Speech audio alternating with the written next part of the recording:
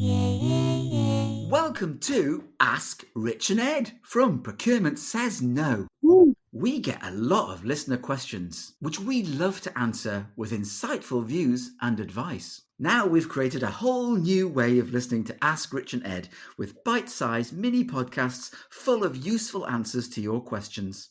Ooh, nice. Bite-sized chunks. Let's see what questions we've got this time, Ed. Well, Rich, will they be fatuous or inane? Or insightful? Let's make it real. Boom. This is from Akesh, brackets David, brackets Gandhi, in Andhra Pradesh in India. How should I work out which stakeholders to talk to / listen to? Interesting.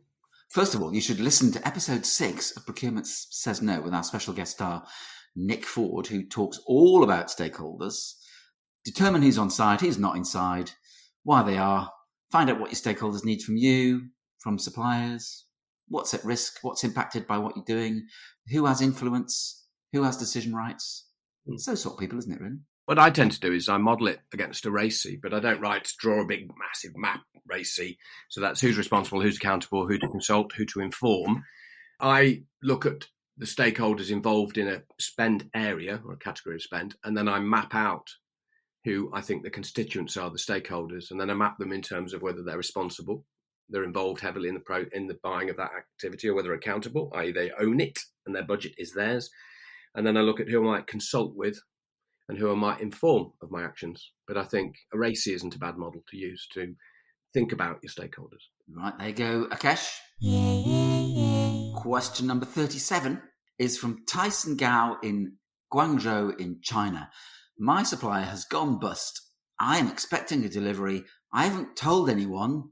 What should I do? Easy answer, really, though, isn't it? What, just run away? Yeah, run away. Deep breath. Ping. Oh, yes. Let people know. Let people know. Don't put it in the bottom drawer and hope it goes away. It won't go away. Also, I guess work out who's got the ownership of the goods, because you may well have already taken ownership of the goods. I don't know if they're in transit. Check where they are in transit. Check your contract as well, because you might have rights to enter supplier property, seize the goods, seize the day. Anything else?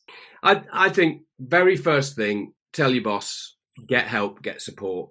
And then the next is thinking about, as you said there, ownership and title of the product. Where is it? Do I own it? Have I got control of it? How do I get my marker down really quickly to say that I own this? Because the people who are winding the company up, the liquidators, will take all that stuff and sell it regardless of ownership, unless you've directly made it clear that you own that product and have title to it. And the second thing is you've got to think about alternatives, and you need to act quickly and probably throw a little bit of money at it. Yes. Good. That's a good point, actually. Yes, you are going to have to probably spend some cash to get your goods back. Yeah. But never hide anything at work. Be transparent. You know, you might be a little bit economical with the truth occasionally in supply negotiations. I said, be honest. People respect honesty. When I was first in procurement, I used to say to the suppliers, if you're going to be late with the delivery, tell me up front, because most of them don't. They hope that you just won't notice. Yes. And remember, also, as we said last time, don't be shouty. Don't be shouty. No, just be shouty in a cupboard on your own, going, it's gone wrong. Question for you, Rich. Yes. Question 5 from our list. Question E from Godfrey Beckford in Oxford, in England, in the UK. Last year, I signed a contract which has an inperpetuity clause. Have I said that right? How do I get out of it? That's quite hard. First of all, I guess, you need to understand the reasons for getting out. Well, we need to understand the reasons for getting out of it. Are they real, or is it just a stakeholder who's musing or wanting options and wants to know a little bit more about the certain contract? That's one thing to do. I guess the other thing, I know this is easy in hindsight, but whatever you do, never sign an inperpetuity clause.